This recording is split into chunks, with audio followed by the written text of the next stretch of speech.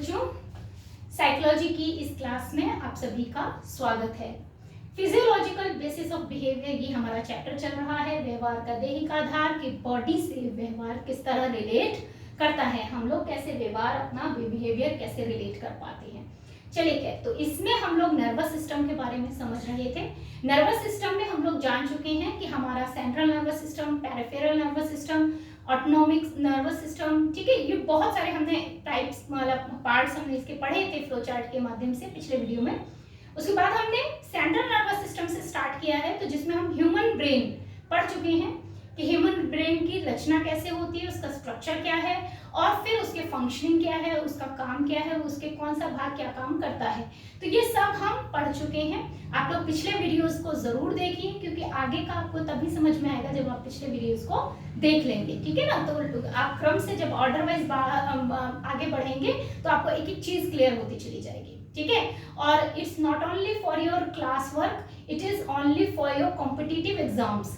ये हर तरह के कॉम्पिटिटिव एग्जाम्स के लिए है, तो it is very useful for you. चलिए, तो हम इसमें कुछ एक्स्ट्रा भी चीजें देख रहे हैं, ठीक। तो आज के इस वीडियो में हम लोग क्या जानने वाले हैं? आज के इस वीडियो में हम बात करेंगे सेंट्रल नर्वस सिस्टम के सेकंड पार्ट स्पाइनल कॉर्ड की। ह्यूमन ब्रेन हमने पढ़ लिया, अब हम स्पाइनल कॉर्ड के बारे में पढ़ेंगे।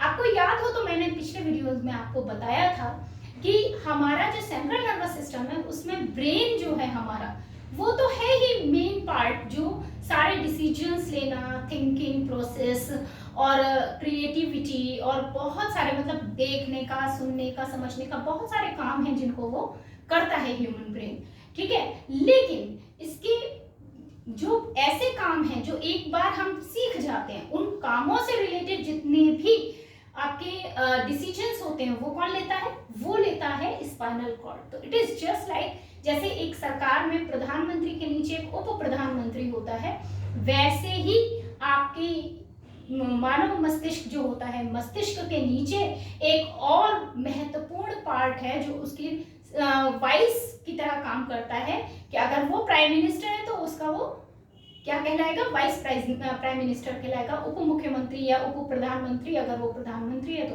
प्रधानमंत्री, मुख्यमंत्री है तो उप मुख्यमंत्री, इस तरीके से काम करता है। तो मस्तिष्क के 90% कामों को जो सीख चुके हैं, जो मस्तिष्क ने सीख लिया, वो उन कामों से रिलेटेड जितने भी डिसीजंस होते हैं वो स्पाइनल कॉर्ड लेता है, ठीक है।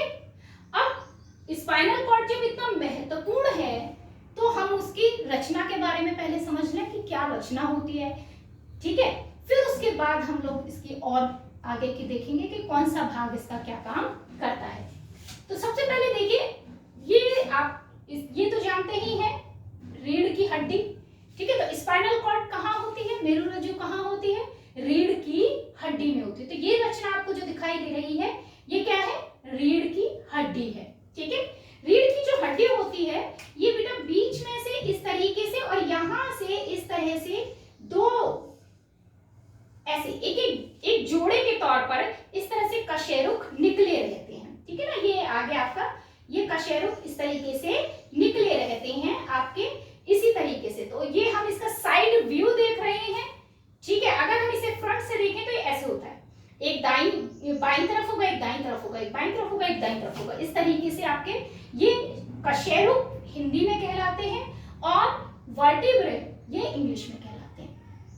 अब जो हमारा ये कशेरुक पार्ट है या वर्टिब्रे, ये हड्डी का बना हुआ है, ठीक है। जैसे आपने मानव मस्तिष्क पढ़ा था तो उसमें था एक क्रेनियम, हड्डियों का खोल होता है जिनके अंदर मस्तिष्क सुरक्षित रहता है।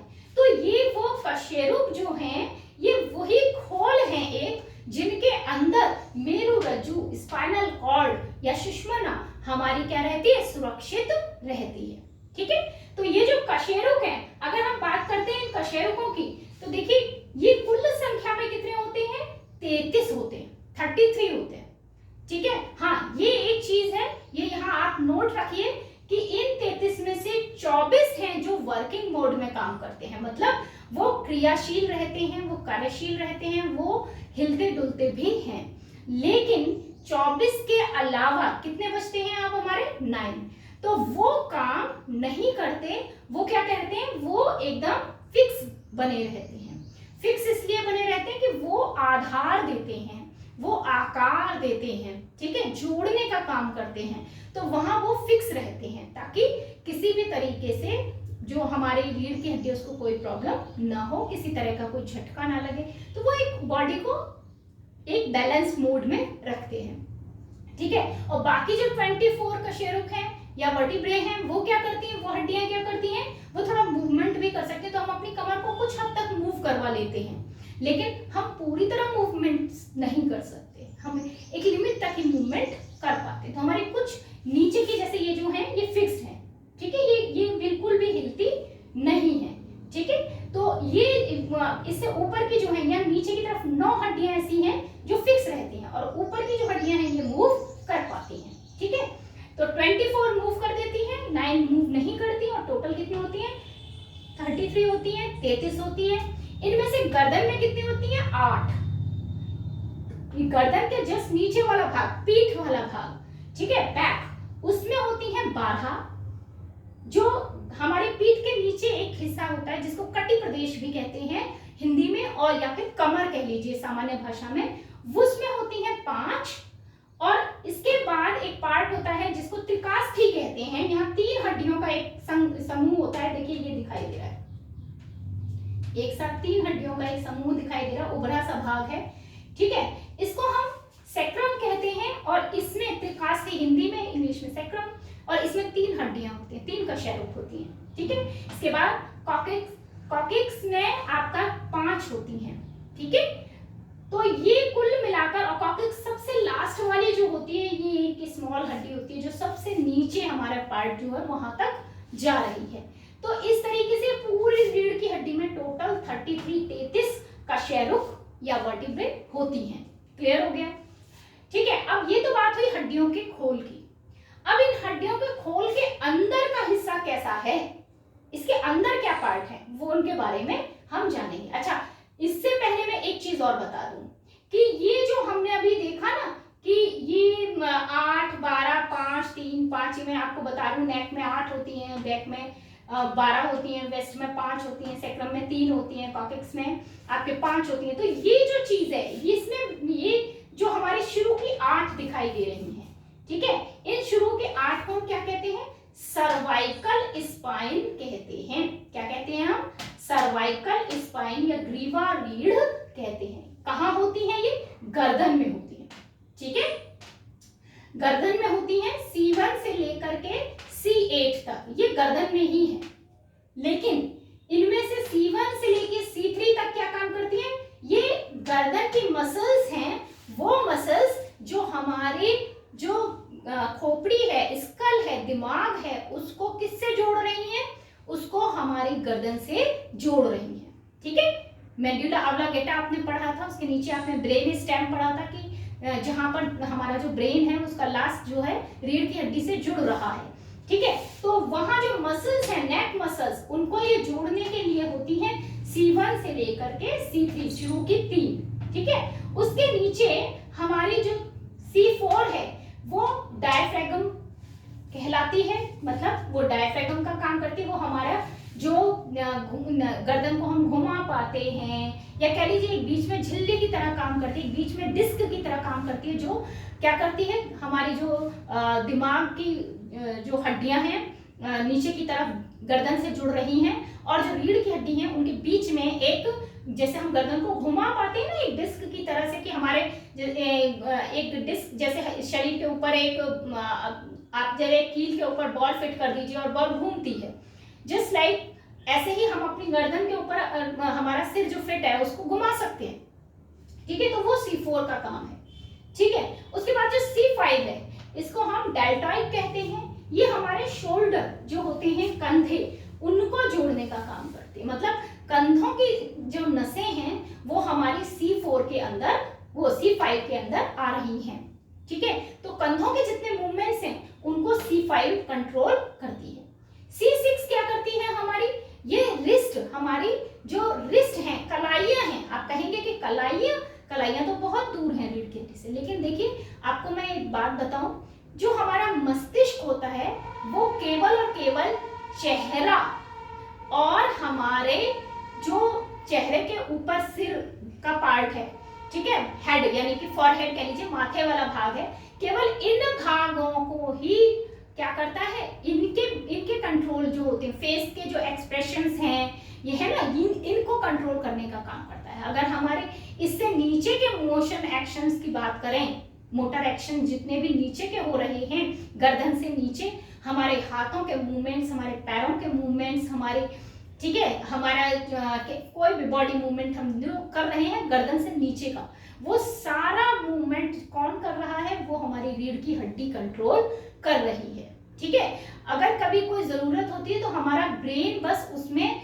कोई ऐसा डिसीजन लेना होता है जो अकेले रीढ़ की हड्डी नहीं ले सकती, जो अकेले हमारी सुषुम्ना नहीं ले सकती, तब वो ब्रेन तक उसको खबर करती है और ब्रेन उसके लिए जो भी डिसीजन देता है वो डिसीजन फॉलो वो करती है, बट करती वही है, ब्रेन नहीं करता। ठीक है, ब्रेन सिर्फ बहुत जब इंपॉर्टेंट कोई ऐसी चीजें होती हैं जो सुषुम्ना के बस में नहीं है, ठीक है, जैसे उप प्रधानमंत्री के पास कोई ऐसी बात आ जाए, ऐसी प्रॉब्लम क्रिएट हो जाए जो प्रधानमंत्री के हाथ में, अधिकार में नहीं है कि वो उसको सॉल्व कर सके, तो वो उस कंडीशन में प्रधानमंत्री से ही बात करेगा, प्राइम मिनिस्टर से ही बात करेगा। जस्ट लाइक सुषुम्ना भी जब ऐसी कोई कंडीशन आ जाती है कि जहां वो खुद से डिसीजन लेने में सक्षम नहीं है या उसको अधिकार नहीं है इस तरीके से वो डिसीजन ले पाए, तब वो ब्रेन को एक सिग्नल भेजती है और ब्रेन उस अकॉर्डिंग जो भी कंडीशंस हैं उसके अकॉर्डिंग डिसीजन लेकर के वो वहां पे उनको सेंड करता है, और जो सिग्नल सेंड होकर आता है, ऑर्डर सेंड होकर आता है, उसके अकॉर्डिंग सुषुम्ना काम करती है, बट करती सुषुम्ना ही है। तो गर्दन के नीचे का पोर्शन जितना भी मूव कर रहा है, कोई भी पार्ट हमारा मूव कर रहा है, ठीक है, गर्दन के नीचे, वो सब हमारा सुषुम्ना के जरिए ही मूवमेंट्स हो रहे हैं। ठीक है, तो हमारे जो पहले के शुरू के हैं सर्वाइकल स्पाइन जिनको हम कह रहे हैं ग्रीवा रीढ़, इसके अंदर जितनी नर्व्स हैं, जितनी भी हमारी स्नायु हैं, वो क्या करती हैं, तो C1 से C3 नेक का जोड़ने का काम करती हैं, गर्दन के मूवमेंट्स को कंट्रोल करती हैं। C4 डायफ्रागम का कंट्रोल करता है, वो जो हमारी गर्दन घूम पाती है, आवाज की दिशा में घूमना है तो आवाज की दिशा में हम अपनी गर्दन मोड़ लेते हैं, कहीं से आवाज आ रही है, कहीं से कुछ, तो हम तुरंत अपनी गर्दन को घुमा सकते हैं, उस डायरेक्शन में मुड़ सकते हैं, तो वो C4 का काम हो जाता है। C5 कंधों के मूवमेंट के लिए रेस्पॉन्सिबल है, वो कंधों का मूवमेंट कराती है। ठीक है, आप ये तो बहुत अच्छे से जानते हैं, बॉल सॉकेट मूवमेंट्स होते हैं, तो वो आप लोगों ने पढ़ा होगा पहले भी, बट ये हमारा यहाँ टॉपिक नहीं है। तो शोल्डर जो है वो C5 जो है कंट्रोल करती है उसका मूवमेंट। रिस्ट हमारी कलाइयों के जो मूवमेंट्स हैं, ठीक है, हमारे हम अपनी कलाइयों से जितने काम कर पाते हैं, चाहे हम डांस में यूज करते हैं, चाहे हम कोई वजन उठाने में यूज करते हैं, चाहे हम कुछ भी लिखने पढ़ने में यूज करते हैं, किसी भी काम में जहां हम अपनी रिस्ट कलाइयों का उपयोग कर रहे हैं, तो वो जैसे गेम भी बहुत सारे होते हैं जिनमें रिस्ट के उपयोग करते हैं, हम बैट पकड़ते हैं, बैट से बॉल को मारते हैं, क्रिकेट उसमें भी रिस्ट का यूज होता है। तो ये C6 क्या करता है, रिस्ट के मूवमेंट्स को कंट्रोल करता है, यानी कलाइयों के मूवमेंट को कंट्रोल करता है। C7 से लेकर C8 तक ये ट्राइसेप्स, ट्राइसेप्स क्या होते हैं, हमारे जो हाथ हैं, इनके पार्ट, टॉप पार्ट, ठीक है, जो कंधे से जुड़े हुए हैं, उन टॉप पार्ट्स को कौन कंट्रोल कर रहा है, C7 और C8 मिलकर कंट्रोल कर रहे हैं। हमारे हाथ का ऊपर का पोर्शन कैसे मूव करेगा, ठीक है, आप देखिए, हम ऊपर के पोर्शन में और नीचे के पोर्शन, बीच में एल्बो होती है और एल्बो पे भी हमारे जॉइंट होता है, ठीक है, तो हम अपने हाथ के ऊपर के हिस्से और नीचे के हिस्से में भी एक अलग तरह से मूवमेंट्स कर सकते हैं।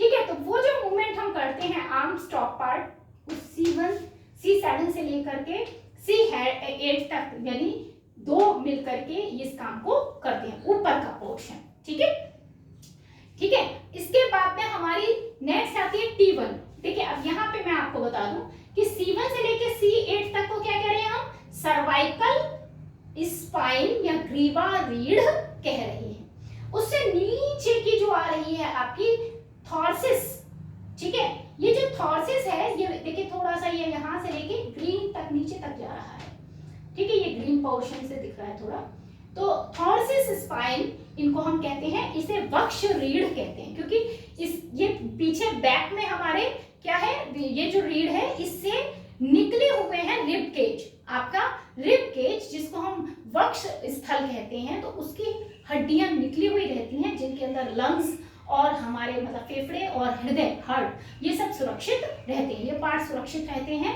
तो ये वक्ष रीढ़ हिंदी में कहलाती है, इंग्लिश में कहलाती है थॉर्सिस स्पाइन। और ये संख्या में कितनी है? 12 है, T1 से लेके T12, T फॉर थॉर्सिस। तो T1 से लेके T12 तक ये थॉर्सिस स्पाइन कहलाती है, वक्ष रीढ़ कहलाती है। अब वक्ष रीढ़ में देखिए T1 क्या काम करती है? हैंड, हाथों का मूवमेंट। देखिए कलाई का मूवमेंट हमने देख लिया, ऊपर आर्म, हमारी ऊपर की जो बाह है जो कंधे से जुड़ रही है वो वाला मूवमेंट देख लिया, और फिर कंधे की जो हमारी बाजू ऊपर की जुड़ी हुई है, आर्म जुड़ी हुई है, उस आर्म के नीचे से लेकर कलाई तक का जो भाग है, ठीक है, कोहनी से नीचे और कलाई तक का जो भाग है, और फिर आगे की जो फिंगर्स है, हैंड है, ये सबका कंट्रोल किसके पास है? T1 के पास है। तो इस तरीके से हमारे पूरे हाथों का कंट्रोल जो है इन सबके पास है, ठीक है। अच्छा, इसके बाद T2 और T2 से लेके T12 ये मिलकर के काम करते हैं सेंसेशन ऑफ स्किन। हमारी त्वचा में कोई भी हम टच करते हैं, गर्म ठंडे का अनुभव होता है, ताप का अनुभव, स्पर्श का अनुभव, हम किसी कोई चीज हमें टच करती है तो हमें तुरंत पता चलता है वो खुरदरी है, मुलायम है, ठीक है, रफ है एकदम, कैसी है, हम ये पता कर लेते हैं, ठीक है। तो ये जो चीजें हैं ये सब हम जो कर पा रहे हैं, सेंसेशन जो स्किन का हो रहा है वो T2 से T12 तक ये सारी मिलकर के कर रही हैं। क्लियर?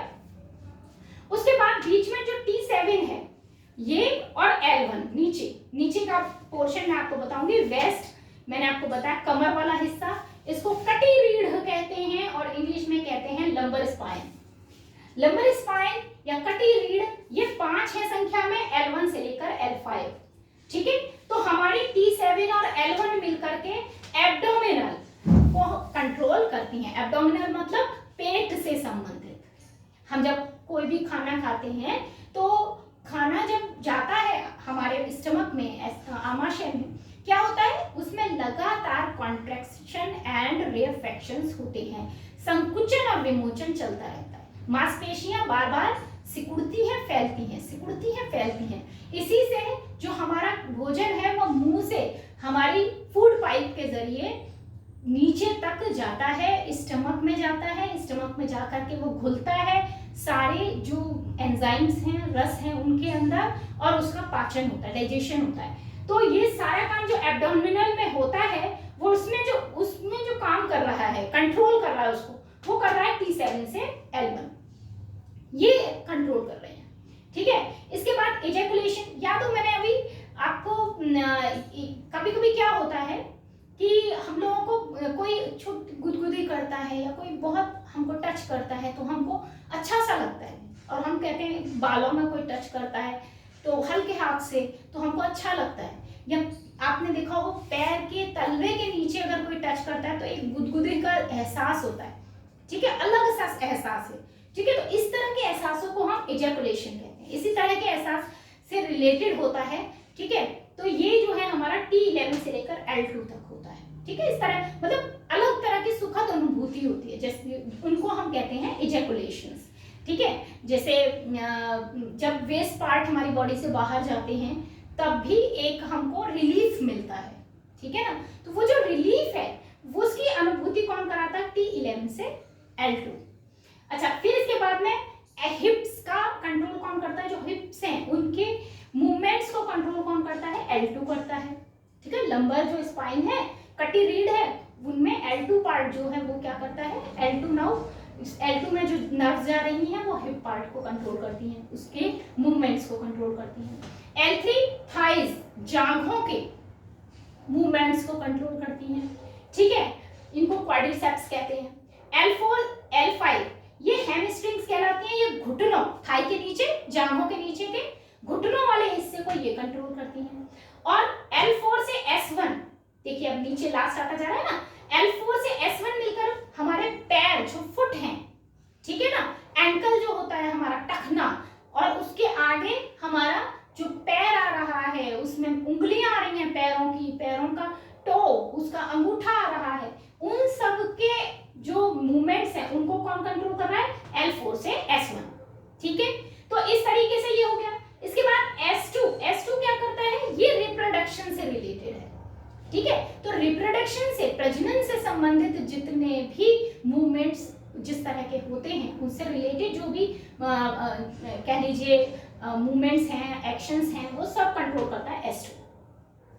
और बाउल एंड ब्लैडर, ठीक है, तो जो यूरिन ब्लैडर है उसका कंट्रोल कौन करता है, जो रेक्टम है ब्लैडर, उन सब का कंट्रोल कौन करता है, S2 और S3 मिलकर करते हैं लास्ट, ठीक है। तो ये हमारा इस तरीके से करते हैं। और इसके बाद जो ये हमारी, मैंने आपको बताया जो कॉक्सिक्स है, ये वाला पोर्शन, इसमें हमारी जो कशेरुक है वो काम नहीं करती, वो उसको स्थिरता प्रदान करती हैं, स्टेबिलिटी देती हैं, ठीक है। और इसमें हमारी त्रिकास्थी भी स्टेबिलिटी देती है, लेकिन यहाँ तक नर्व जा रही है, इसके कॉक्सिक्स वाले पार्ट में नर्व्स नहीं होती, कॉक्सिक्स वाले पार्ट में नर्व नहीं होती, नर्व यहाँ लास्ट सेक्रम पर खत्म हो जाती है, यहीं तक नर्व्स जाती हैं, ठीक है। तो हमारी स्पाइनल कॉर्ड यहाँ से स्टार्ट होकर के सेक्रम पार्ट तक जाती है, और कॉक्सिक्स जो नीचे का होता है ये हमारा फिक्स पार्ट होता है, ठीक है, क्लियर हो गया। अब हम जरा अंदर से इसकी रचना देख लेते हैं कि अंदर से इसकी रचना कैसी है। एक यहाँ पर जो इंपॉर्टेंट बात मैं बताऊं, जो मेरुदंड होता है उसकी कुल लंबाई कितनी होती है, 60 सेंटीमीटर से 70 सेंटीमीटर, लगभग 30 सेंटीमीटर का हमारा 1 फीट मान लिया जाता है। तो ये कह लीजिए 2 फीट से लेकर 2.5 फीट तक हमारी मेरुदंड की लंबाई होती है नॉर्मली, जनरली, ठीक है। अभी ऐसा कोई लंबा आदमी हो तो उसकी ज्यादा हो सकती है, छोटा आदमी तो उसकी थोड़ी कम हो सकती है, बट एक जनरल वे में अगर हम कहें नॉर्मली हाइट जो होती है, नॉर्मली जो लंबाई होती है, लेंथ होती है, वो 60 सेंटीमीटर से 70 सेंटीमीटर होती है, क्योंकि कभी कभी ये बहुविकल्पीय मल्टीपल चॉइस क्वेश्चंस में पूछ लिया जाता है। तो ये चीजें हमारी क्लियर हुई। अब हम पढ़ते हैं कि हमारे, ये तो हुआ रीढ़ की हड्डी के बारे में, और उसके अंदर कौन कौन सी नर्व्स के पोर्शन को हम क्या क्या नाम देंगे। अब जो हमारे ये अंदर से कैसी दिखती है, अगर हम इसे अंदर से देखें तो देखिए मैंने इसका बाहरी रूप तो ऐसा दिखा दिया कि एक इस तरफ हिस्सा जा रहा है, एक इस तरफ हिस्सा जा रहा है, और जितनी इसमें स्पाइनल नर्व्स जारी होती हैं, एक दाएं हिस्से की है, एक बाएं हिस्से की है, एक दाएं हिस्से की है, एक बाएं हिस्से की है, एक हमारे दाएं भाग के अंगों से आ रही है, एक बाएं भाग के अंगों से आ रही है, एक दाएं भाग के अंगों को ही जा रही है, बाएं भाग के अंगों को जा रही है, ठीक है। तो ये तो इस तरीके से, लेकिन अगर हम इसको, इसका ट्रांसवर्स व्यू देखें, ट्रांसवर्स मतलब बीच में से काट कर इसका हिस्सा देखें, तो ये कुछ ऐसा दिखता है, ठीक है। तो ये एक कशेरुक जा रही है, ये एक कशेरुक जा रही है, इस कशेरुक में से नर्व्स आ रही हैं अंगों में से, ठीक है, अंगों में से नर्व्स आ रही हैं। जैसे मैंने आपको बताया ना, तो जो हमारी थाइज की हैं तो वो L3 पोर्शन में जा रही होंगी, थाइज वाली नर्व्स, ठीक है। हमारे फुट वाली नर्व्स कहाँ जा रही होंगी, L4 से S1 वाले पार्ट में जा रही होंगी, तभी तो वहां से कंट्रोल हो रहा है, ठीक है ना। जैसे बिजली के तार होते हैं ना, तो जिस पार्ट से हमें जैसे हमें एक कमरे में पंखा भी चलाना है, हमें बल्ब भी जलाना है, तो हम क्या करेंगे, बल्ब वाले तारों को एक कनेक्शन से जोड़ेंगे, जो हमारे पंखे वाले तार हैं उनको एक कनेक्शन से जोड़ेंगे, तो हम उससे रिलेटेड स्विच को ऑन करेंगे तब वो चीज काम करेगी। अब अगर हम पंखे वाले जहां पर जुड़े हुए हैं तार और बटन दबा रहे हैं, स्विच ऑन कर रहे हैं, बल्ब वाले का तो नहीं होगा, ठीक है। तो ये सबका क्या है, अपनी अपनी स्विचिंग है, अपने अपने वायर्स कनेक्शंस हैं।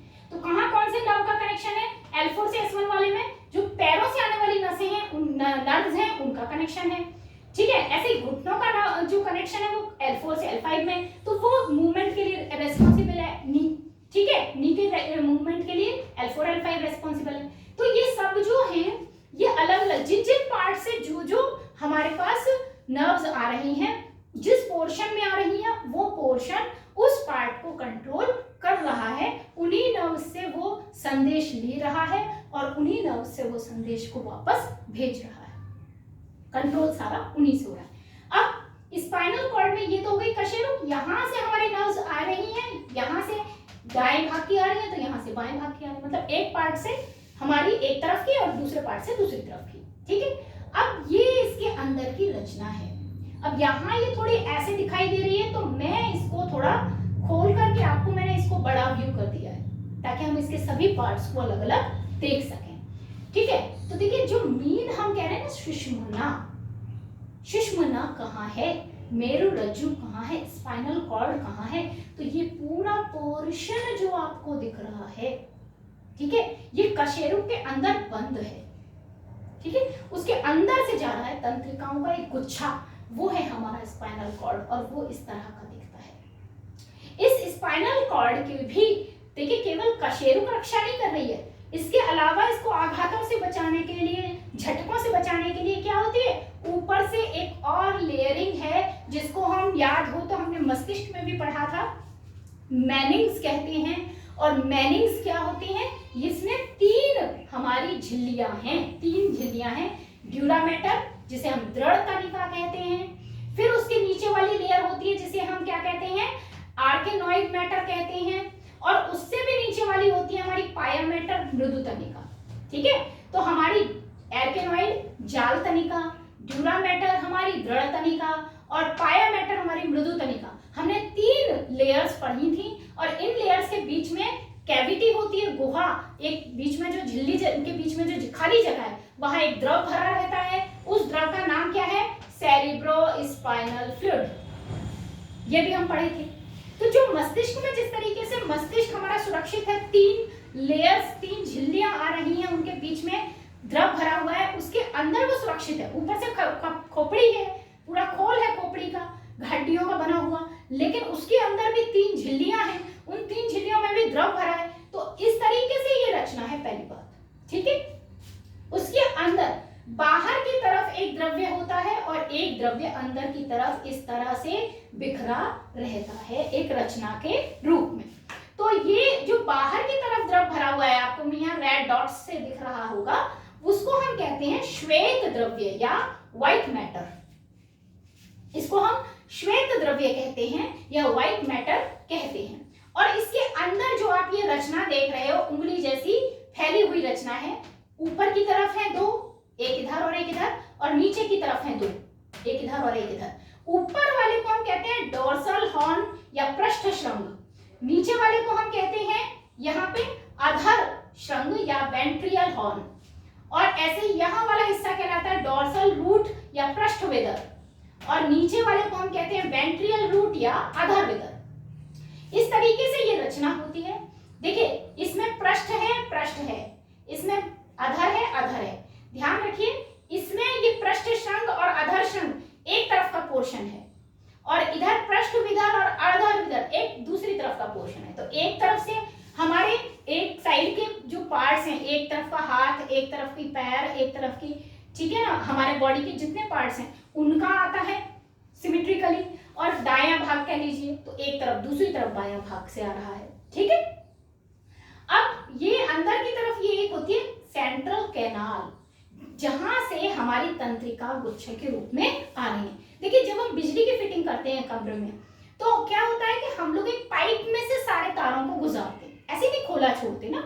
पाइप में से गुजारने का फायदा क्या है कि सारे तार उस पाइप के अंदर से जाएंगे, तो तारों का डैमेज होना थोड़ा मुश्किल होगा, क्योंकि पाइप की कवरिंग आ रही है, तो पाइप क्या है, थोड़ा ठोस मटेरियल हो गया, तो अंदर कोई भी जो तार है उसकी सुरक्षा रहेगी, खिंचेगा नहीं तार, ठीक है ना, कभी भी। तो ये इस तरीके की सुरक्षा उसको मिल जाती है। ये जो केंद्रीय आपकी नाल है, सेंट्रल कैनाल है, इसके अंदर से जब सारे तंत्रिकाओं का गुच्छा जाता है तो वो बहुत बारीक है, बहुत पतली है, तो इसलिए उनको कोई नुकसान नहीं हो पाता। ठीक है, अच्छा, फिर वो यहाँ से आ रही है, इनमें से होकर वो इसमें से जा रही है, और ये जो सेंट्रल कैनाल है ये इन तंत्रिकाओं को किससे जोड़ रही है, मस्तिष्क से। तो ये सारे डिसीजंस मस्तिष्क तक जाएंगे, मतलब जो भी सिग्नल्स हैं, वो स्टिमुलेशंस हैं, सेंसेशंस हैं, वो मस्तिष्क तक जाएंगे। जिनकी जरूरत स्पाइनल कॉर्ड, जिनको खुद डिसीजन ले सकती है, वो स्पाइनल तक ही जाएंगे। जिनके लिए लगेगा कि नहीं दिमाग तक जाना चाहिए, वो दिमाग तक जाएंगे। तो सेंट्रल कैनाल ये काम करती है। ठीक है, अच्छा, इस भाग में एक और द्रव्य भरा हुआ है, जैसे श्वेत द्रव्य आपने देखा ना, ये बाहर की तरफ है, तो अंदर की तरफ ये द्रव्य भरा हुआ है, इसको हम कहते हैं ग्रे मैटर या धूसर द्रव्य। बेसिकली जो इंफॉर्मेशन आती है, धूसर द्रव्य इसलिए कहते हैं क्योंकि यहाँ तंत्रिकाओं का बहुत बड़ा गुच्छा है जो सभी अंगों से आ रहा है अलग अलग, और यहाँ पे जो तंत्रिकाएं हैं उनके पास जो कह लीजिए तंत्रिकाओं का जो गुच्छा है ना, वहां पे सारे स्पाइनल नोड्स हैं। ठीक है, ये हम अभी पढ़ेंगे बाद में। तो जहां पे जो सूचनाएं हैं उनका आदान प्रदान किया जाता है। इन तंत्रिकाओं से क्या होता है, सूचनाओं का आदान प्रदान होता है। तो इस तरीके से ये सूचनाओं का आदान प्रदान करेंगे, वो हम अभी और आगे जब जैसे जैसे पढ़ते जाएंगे आपको और क्लियर होगा।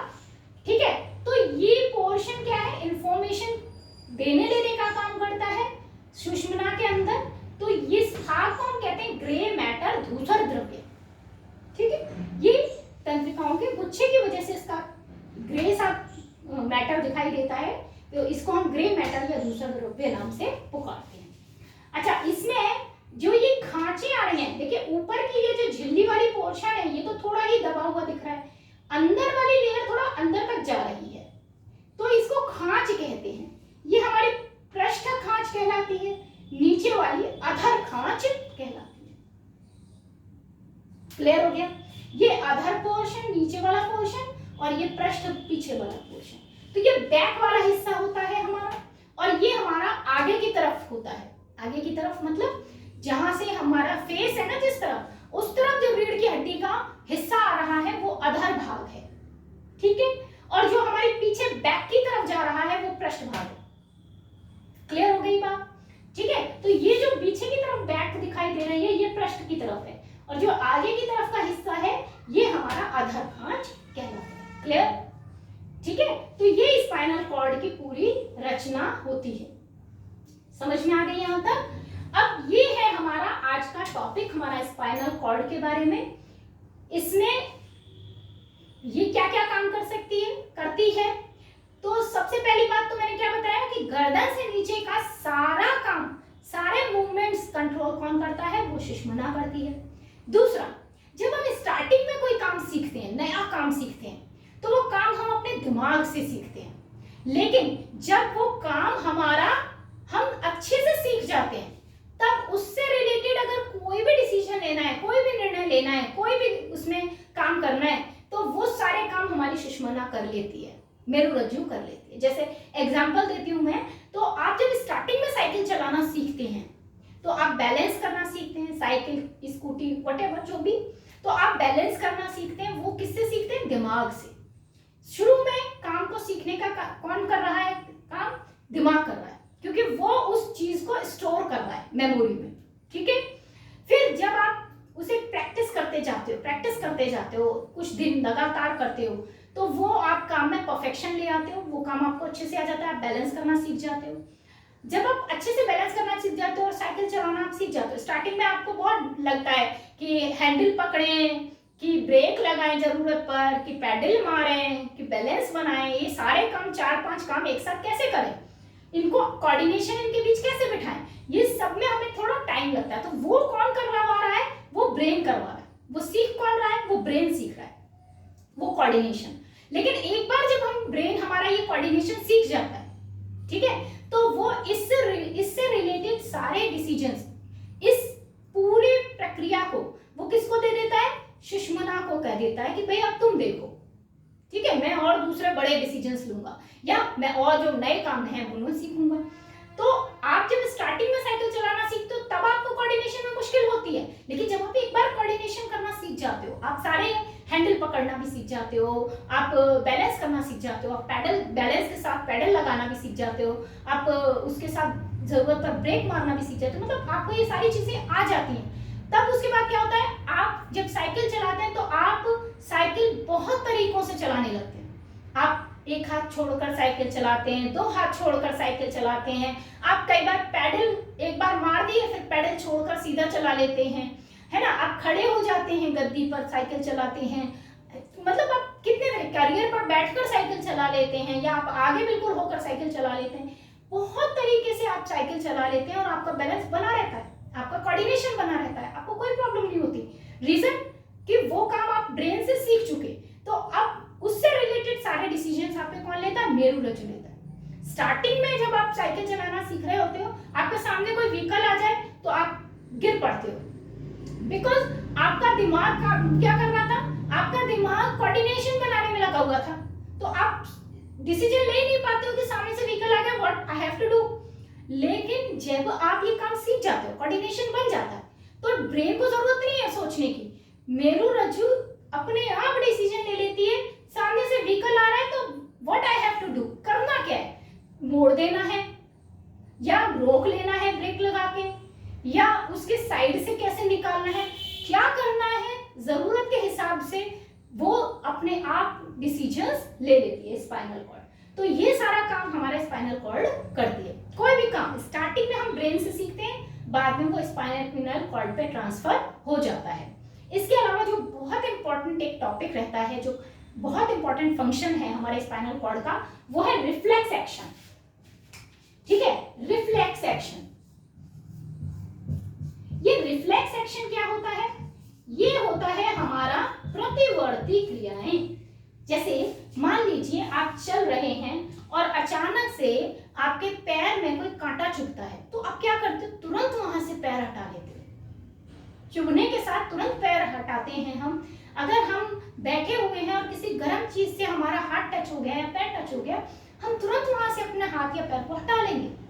तो ये जो हम तुरंत रिएक्शन करते हैं, ये रिएक्शंस हमारी प्रतिवर्ती क्रियाएं कहलाती हैं। हम कुछ खा रहे हैं और खाते खाते हमारा जो खाना है उसके कण, ठीक है, हमारी जो फूड पाइप है, ग्रास नली है, उसके बजाय हमारी सांस नली में चले गए, ट्रकिया में चले गए, तो हमें तुरंत खांसी आती है, हम चाहें न चाहें।